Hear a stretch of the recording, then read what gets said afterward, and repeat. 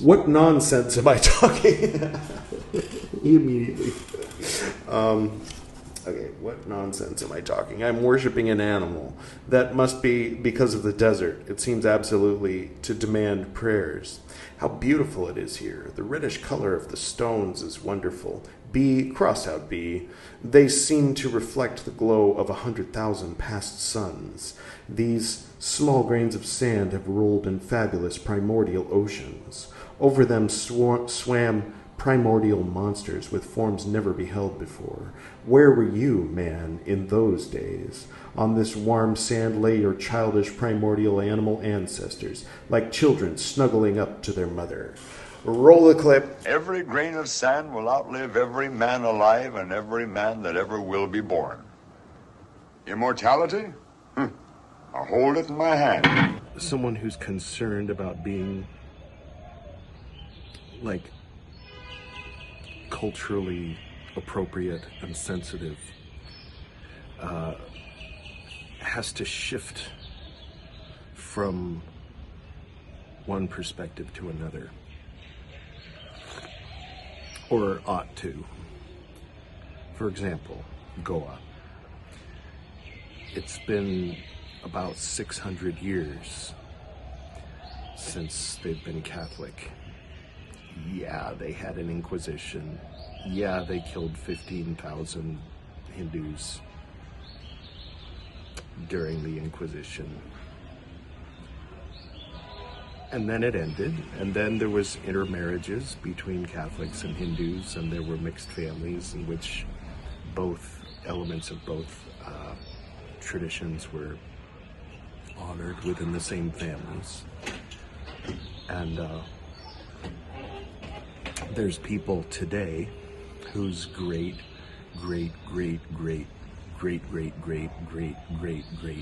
grandparents were Catholic, and they grew up Catholic. And there's a certain point where it's no longer appropriate to think, well, they ought to be Hindu instead.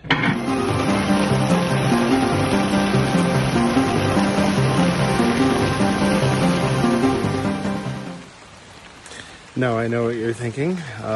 Unitarian? Really? What does that have to do with Martin Luther?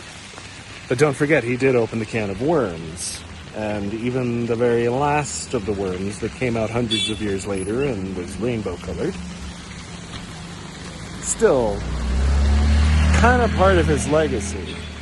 The only reason there's more than one church in Western Europe is because of our friend Martin Luther. Okay, this is interesting.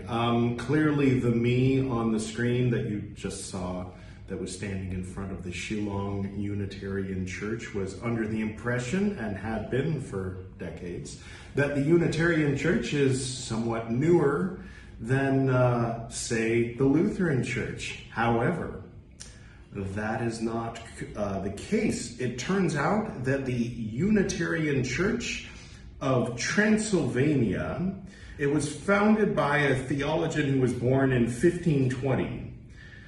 His name was Ferenc David. And so yeah, it was part of the what's known as the Radical Reformation. So Martin Luther triggered the Reformation, where he was saying, you know, hey, these indulgences that you've been selling for 800 years at that time, aren't in the Bible. What's up with that, Pope? And then, Ferenc was like, yeah, and who needs the Bible anyway? You could worship a turnip.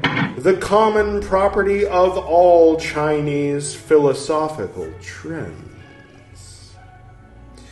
It is built on the premise that the cosmos, and remember this was written in the 30s, so any Chinese philosophical trends you might be thinking of from the past 100 years or so. No, before that. We're talking the Republic, not the People's Republic. So think Taiwan. Guess who's back? Back again. Gwydion. Tell a friend. Special thanks to Vanilla Ice, of course, for that intro ditty. And for this gal... My name is Mara Starling. For the authentic Welsh pronunciation of my name. Gwydion. Yeah, so as has been canonically established here on Chicken Philosophy as well as the Gwydion's Astro Podcast, Coffee House, both, every minute here on Earth is 1 hour for me back in the pyramid, which is where I go when this hat is removed. So, when the upshot of that is when Edward goes on a 3 weeks vacation. For me, it's more like 3 years.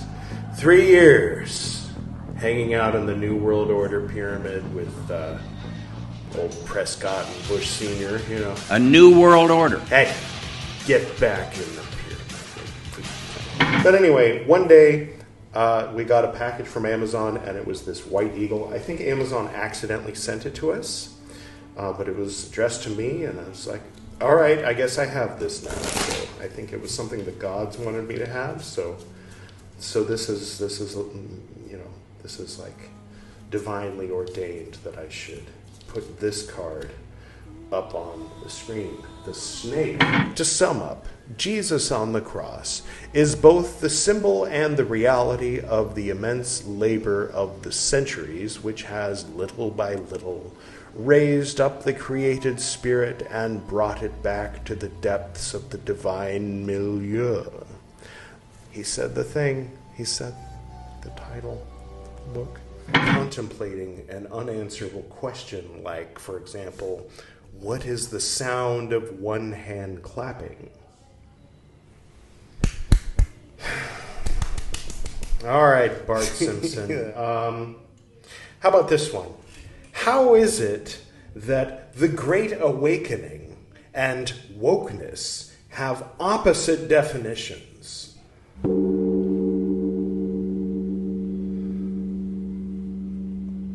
That's a really good point. Yeah. Wow. Interesting, isn't it?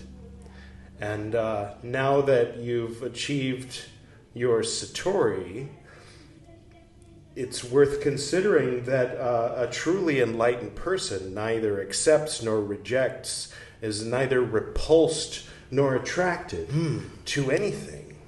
Like, for example, the writings of Martin Luther. You mean I should go ahead and read Martin Luther when it's my turn to read Martin Luther? Because I should have no preference. Well, if that's what you think is best. All right, give it over.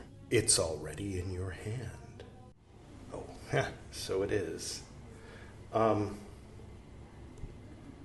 Well, I think that maybe I still have some work to do toward enlightenment, and rather than simply emulating the characteristics of an enlightened person by acting as if I have no preference one way or the other, that it might be wiser for me to spend this next half hour, say, meditating and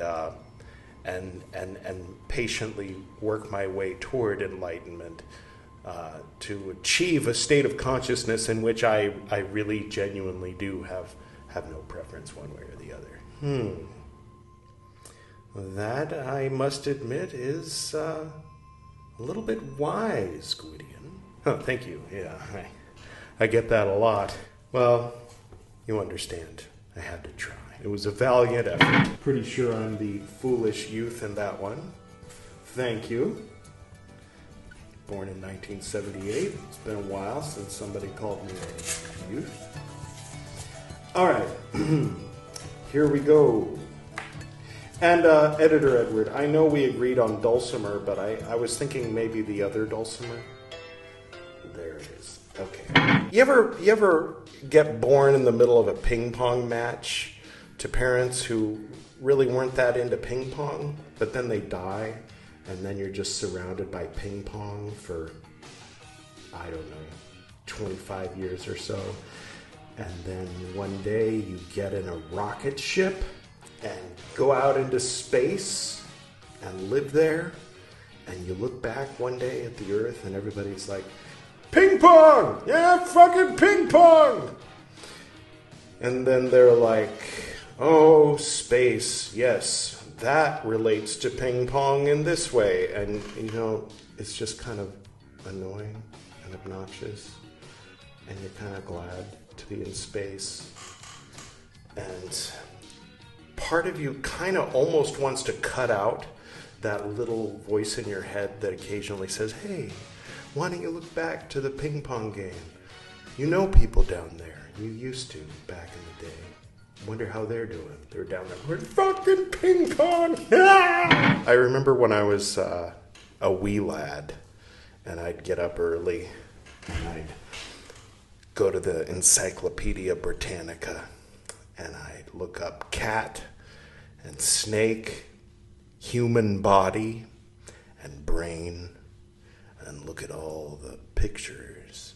And also sometimes I'd turn on the TV and there'd be that stupid show with the lady going, let's see, one of the kids in the audience today. Oh, I see you. And every time, without exception, I would be like, he should no longer live for himself, but for the world, following the example of him whom he is anointed to represent.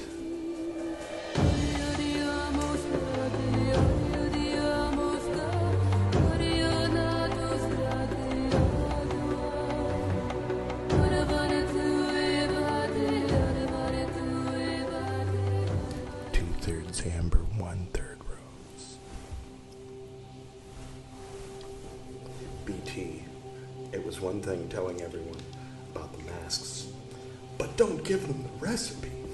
So this was after people started saying, yeah, we agree with Martin Luther, burn it all to the ground, and rioting and stuff. And so he decided to come out of hiding in a very limited capacity, and kind of, I guess there was like a gathering of his followers or people who were, you know, rebelling against the church, kind of following in his footsteps or lead or in the, you know what I mean. And so he's in a safe place, but he's like speaking publicly, privately.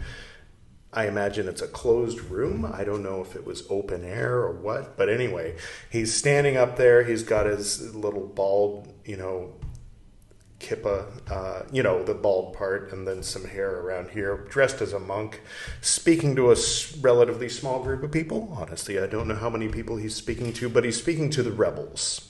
And the first day he was like, oh, you guys, I wouldn't have burned everything to the ground quite as quickly as you.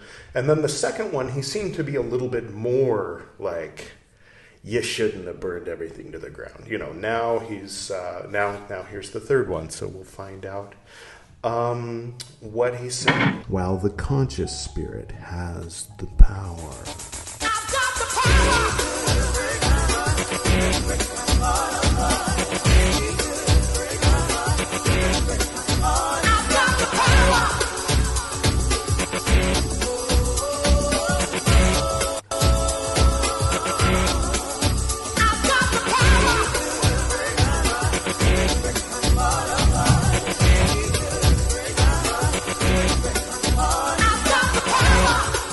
So, well, let's just move forward.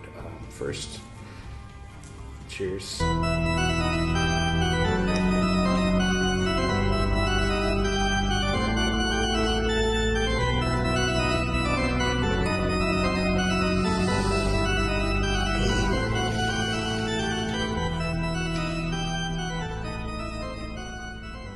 I can feel yesterday's thumbnail washing away. I'm problematic. He's a problem.